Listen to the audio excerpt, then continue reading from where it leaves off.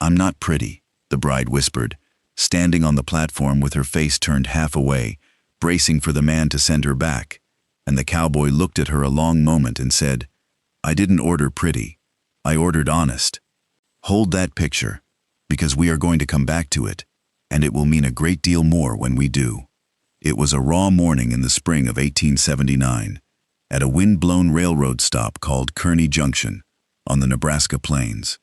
The woman on the platform was named Edith Crane, and she was 24 years old, and she had just stepped off 3 days of trains to marry a man she had never met, and the first thing she did, before he could get a good look at her and change his mind, was to tell him the worst truth about herself, so that at least the rejection would be on her own terms. Because Edith Crane believed, with the whole certainty of a lifetime's evidence, that she was ugly. She had survived the smallpox as a child, and it had left its map across the left side of her face, a scatter of small, deep scars from her cheekbone to her jaw. Her mother had wept over it, not for the fever that nearly killed her daughter, but for the marriage prospects it had killed instead. Her whole life, Edith had been the plain one, the marked one, the girl men's eyes slid past on their way to someone else. She had made her peace with it, mostly, the way you make peace with weather. And when at last, at 24, a rancher from Nebraska had answered her advertisement and paid her passage, she had spent the entire train ride certain that the moment he saw her face in daylight, he would find some gentle excuse and put her back on the eastbound. So, she got ahead of it. She stood on the platform and turned her scarred cheek toward him and whispered the thing she had been told her whole life, "I'm not pretty." And she waited for the excuse. And the cowboy, a lean, weathered man, with a face like a kind hatchet, looked at her, at the scars and past them, and said the 4 words that changed the whole shape of her life. "I didn't order pretty, I ordered honest." To understand why he said it, and why he meant it clear down to his boots, we have to go back. Back to a different woman, a beautiful one, who had taught Josiah Vane the most expensive lesson of his life. Josiah Vane had been fooled by a pretty face once, badly, and it had cost him nearly everything, and it had taught him to prize a thing that most men never learn to value until it is too late.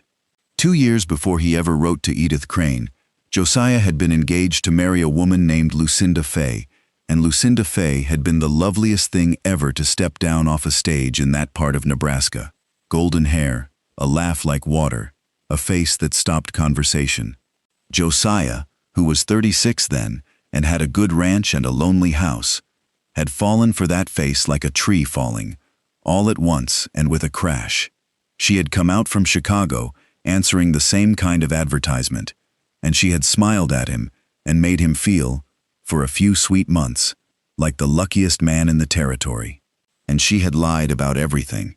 She had a husband already, back in Illinois, not dead as she had claimed, but very much alive, and just as crooked as she was, and the two of them ran a game up and down the frontier. Lucinda would find a lonely, prosperous man, charm him toward marriage, get her hands on his money under one pretext or another, a bank draft here, a signature there, and then vanish on a night train, leaving the man poorer and heartbroken and too ashamed to say much about it. She had gotten near $1,100 out of Josiah Vane, most of his savings, and a promissory note besides that he spent 2 hard years paying off. And she had done it all with that lovely face and that laugh like water, and she had never once, in all those months, told him a single true thing. Josiah did not talk about it. A man does not enjoy telling how he was played for a fool by a pretty smile. But it changed him down to the foundation. He lay awake nights, not mourning the money, though the money hurt, but mourning the plain fact that he had let a beautiful face buy his trust without earning it, and had never thought to ask whether anything under the face was true.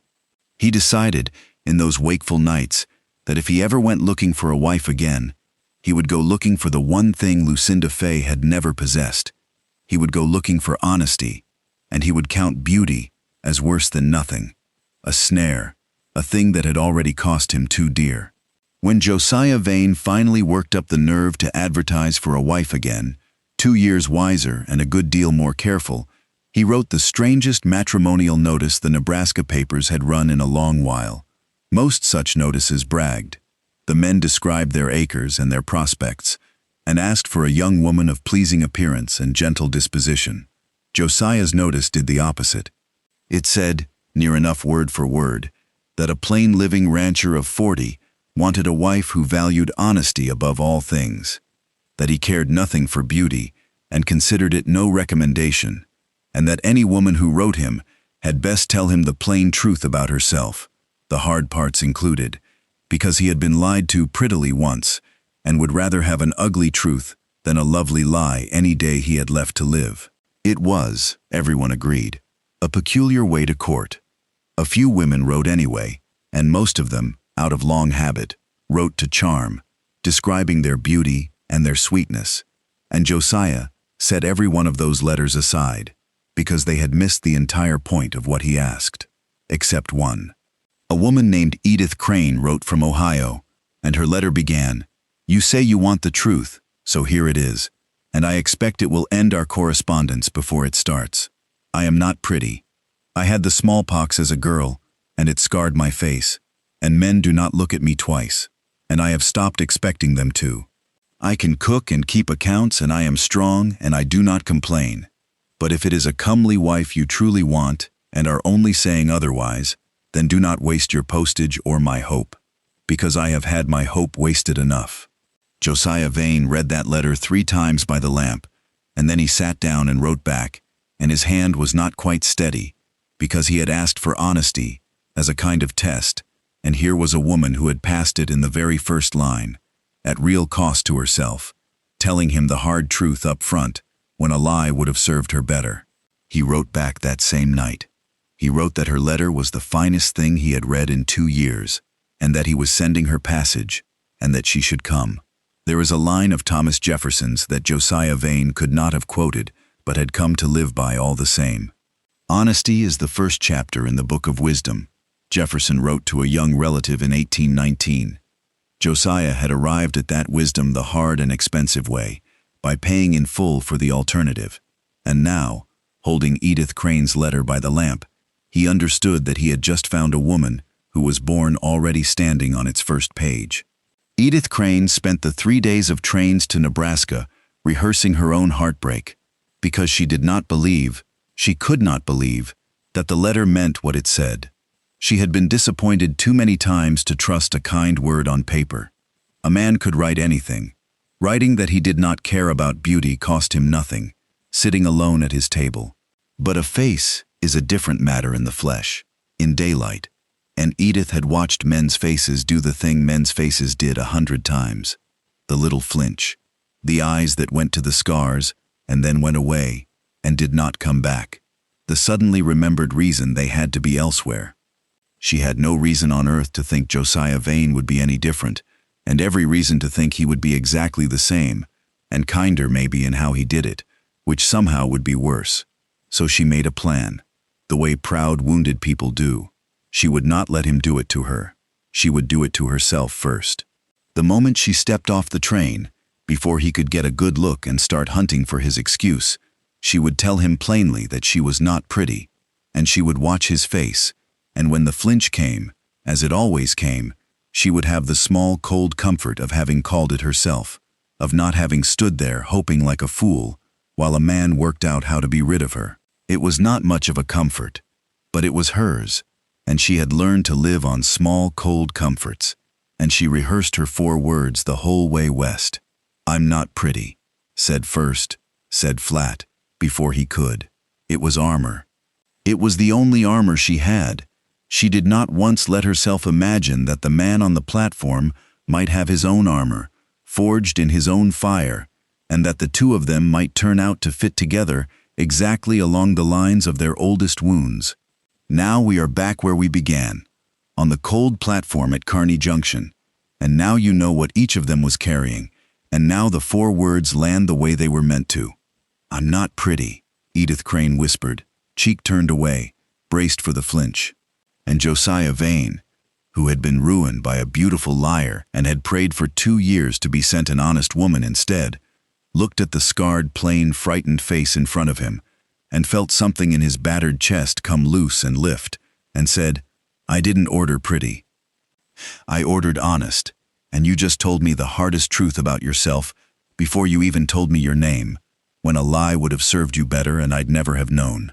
Ma'am, do you have any idea how rare that is? Do you know what I'd give for it? I've had Pretty.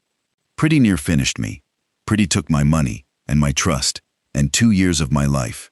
You stand there worried about a few scars, and I'm standing here looking at the first genuinely honest face I've seen since I don't know when, and thinking I am the luckiest man in Nebraska."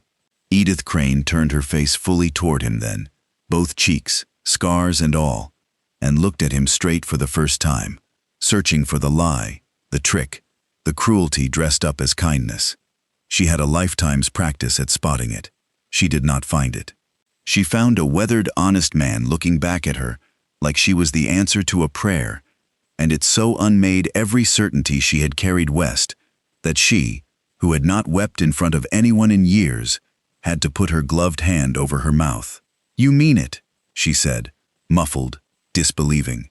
"I have never meant anything more in my life," said Josiah Vane. "Now, it's cold, and you've had 3 days of trains, and there's a good woman at the hotel keeping a room and a hot dinner for you, all proper. Let me carry your case. We've got time to get to the rest. All the time in the world. I'm in no hurry, Miss Crane. I've found what I was looking for, and a man in no hurry. They did not marry that first week, or the second. Josiah gave her time, and a room of her own at a widow's boarding house, and he courted her slow and plain, and the hardest thing Edith Crane had to learn was not how to love him. It was how to believe he meant it, because a wound like Edith's does not heal because one kind man says 4 kind words. 24 years of being the plain one, the marked one, the girl men's eyes slid past, had built a certainty in her that no single morning could pull down. She kept waiting for the truth to come out, the real truth under the kind words, the moment Josiah would tire of the novelty of an honest, plain wife and start to wish, quietly, that she were something better to look at. She flinched, at first, when he looked at her face too long, sure she would catch him wincing. She never did. She kept watching for it. He kept not doing it. Josiah understood, without being told, what she was doing, because he had done a version of it himself after Lucinda, kept waiting for every honest thing to turn out to be a trick. So he was patient with her, the way he wished someone had been patient with him. He did not overwhelm her with pretty speeches, which she would not have trusted anyway. He just showed up, plain and steady, day after day, and let the days themselves do the arguing. He asked her opinion and used it. He listened to her whole self. He looked at her scarred face across a supper table so many ordinary times that the extraordinary fear of being looked at slowly wore down into the ordinary comfort of being seen. One evening, weeks in, she caught herself having gone a whole day without once bracing for his flinch, and the realization stopped her cold, and she had to sit down. "What is it?" Josiah asked. "I forgot to be afraid of you today," Edith said, wondering. "The whole day. I forgot to wait for you to be disappointed in my face. I have not gone a day without waiting for that since I was 7 years old, Josiah Vane. Not one day, and today I forgot." She looked at him. "What have you done to me?" "Nothing," said Josiah. "Nothing at all, except mean what I said on that platform, over and over, until you started to hear it. That's the only cure there is for being lied to your whole life, Edith. Somebody meaning it, plainly, for long enough that you finally believe them. It's slow medicine, but it takes." There was one evening that Edith kept folded in her memory the rest of her life. Josiah had gone into Kearney and come back with a small wrapped parcel, and he set it by her plate at supper and said nothing, which was his way. Inside was a hand mirror, a good one, silver-backed, the kind a woman keeps on a dresser. Edith stared at it, and something cold went through her, because a mirror was the last thing on earth she wanted. A mirror was the enemy of her whole life. Josiah saw her face and understood at once. "I didn't buy it so you'd study your scars," he said gently. "I bought it because you've spent your life being shown your face by people who wanted you to feel less. I thought maybe you ought to have one that belongs to you, to look in when you please, and not when you don't, and to remember, when you do look, that there's a man in this house who thinks that face is the best thing he owns." Edith held the mirror a long time and did not look into it that night, but she kept it. And months later, when she finally did lift it and look, she found she could meet her own eyes without flinching for the first time in her life, because by then, a good man had taught her, one plain day at a time, to see what he saw. The test of the whole thing came, as tests do, from outside, when a woman of exactly Lucinda Fay's stripe rolled through the county and reminded Josiah Vane, in front of Edith, of everything he had sworn off. Her name was Delphine, and she was a beauty of the traveling professional kind, come through Kearney on some errand of charm, and she took one look at prosperous Josiah Vane and set her cap at him out of pure habit, the way a cat bats at anything that moves. She did it in the Mercantile, in front of half the town and in front of Edith, turning the full force of a lovely practiced smile on Josiah, laughing at nothing, touching his sleeve, doing the whole old dance that had cost him $1,100 2 years before. And Edith Crane stood there with her scarred, plain face and watched a beautiful woman flirt with the man she had come to love, and felt the old certainty rise up and close over her head like cold water. Of course, here it was. Here was what men truly wanted, laughing and golden right in front of her. And here was Edith, marked and plain. And how could any man choose the scars over that? Josiah Vane took a step back from Delphine's touch. He did it plainly, and not unkindly, but plainly, so the whole store could see it. "Ma'am," he said, "I'm sure you mean well, but I'm a spoken-for man, and I'd thank you to keep your hands to your own sleeves." He turned, deliberately, away from the beauty and toward Edith, and he raised his voice just enough. "Edith, there you are. I was hoping you'd help me pick the seed corn. You've the better head for it. Come on." And he offered Edith his arm, in front of Delphine and the whole town, and walked out of that store with his scarred, plain, honest woman on his arm, and never once looked back at the beautiful one. Outside, on the boardwalk, Edith could not hold it in, and it came out of her half angry and half heartbroken, and wholly disbelieving. "Why?" she demanded. "That woman was beautiful, Josiah. She was everything I'm not. She was the kind of woman that used to be the only kind men looked at when I was in the room. And you stepped back from her and walked out with me. Why? And don't be kind about it. Tell me the true reason, because I have to know. I have to know if it's real or if you're just being decent, and one day the decency will run out." Josiah Vane stopped on the boardwalk and turned to face her square, and he gave her the whole hard truth, because she had asked for it, and because the truth was the one gift she trusted. "You want the true reason. Here it is, and it isn't pretty, so brace up. 2 years ago, a woman exactly like that one in there, beautiful, laughing, golden, took $1,100 and 2 years of my life and every bit of trust I had, and left me on a night train, feeling like the biggest fool in Nebraska. That's what beauty like that means to me now, Edith. It means danger. It means a lovely face over a lie. My stomach turns at it. When Delphine put her hand on my sleeve just now, I did not feel flattered. I felt the ground go soft under me, the way it did with Lucinda, and I stepped back the way you'd step back from the edge of a well." He took a breath, and then I looked at you, and the ground went solid again, because you are the one thing that woman will never be, which is true, all the way through, true even when the truth costs you. I don't love you in spite of your honest, plain face, Edith. I love you because of it. It's the most beautiful thing I have ever looked at, because I know that everything behind it is real. Now, do you believe me? Or do I have to keep saying it for another 30 years? Because I will. I've got the time. Edith Crane stood on the boardwalk and finally believed him.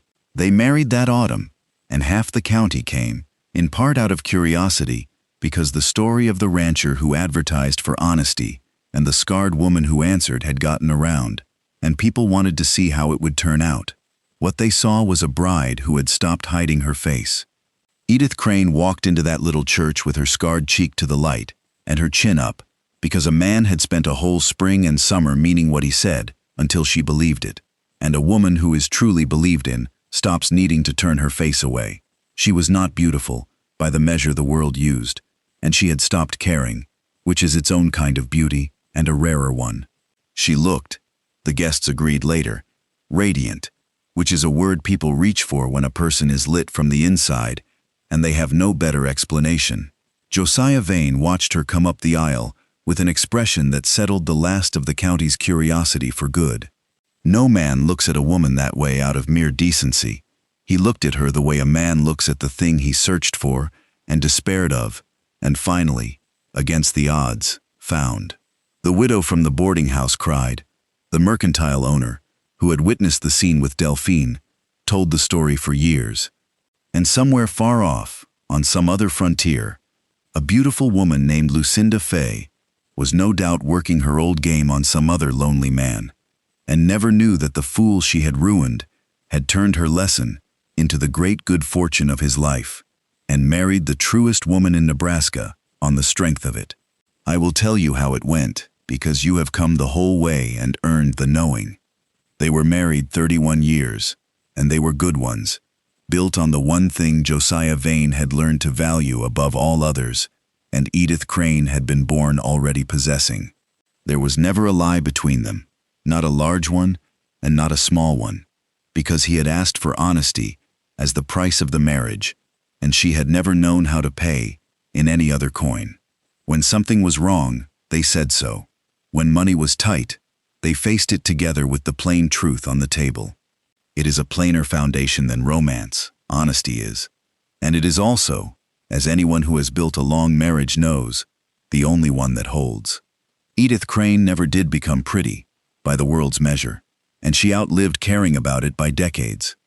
What she became instead was beloved, which is a different and more durable thing, and the young women of the county who came up watching the Vanes learned something from her that their mothers had not thought to teach them, which was that a face is the least of what a woman is, and that the men worth having are the ones who know it. Her scars faded some with age, the way they do, but she never hid them again, not once after that first cold morning on the platform, because the man who loved her had made a point, 31 years running, of looking at them like they were the finest thing he owned. When she was an old woman and a girl in the town, marked herself by some childhood accident and despairing of it, came to her weeping, Edith Vane took the girl's face in both hands and said the thing that had been said to her, the thing that had saved her, so that it would go on saving people after she was gone. Listen to me, Edith told the weeping girl. The right man will not order pretty. The right man orders honest and kind and true, and when he finds it, he counts himself the luckiest fool alive, scars and all. I know because I am the plainest woman in this county, and I was loved every day of my life for 31 years by the best man in it.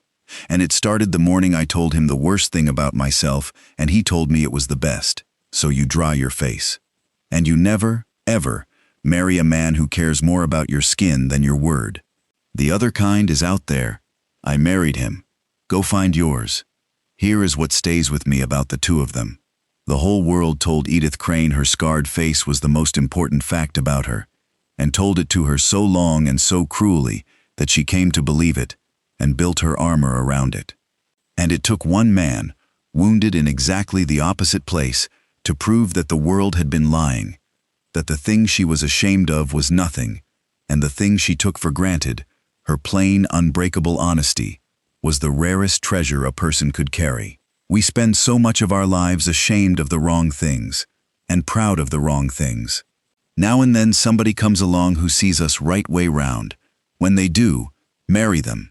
If this one warmed you, stay a while by the fire. There are more of them coming, more people who were taught to be ashamed of the very thing that made them worth loving, and every last one is worth the time it takes to tell.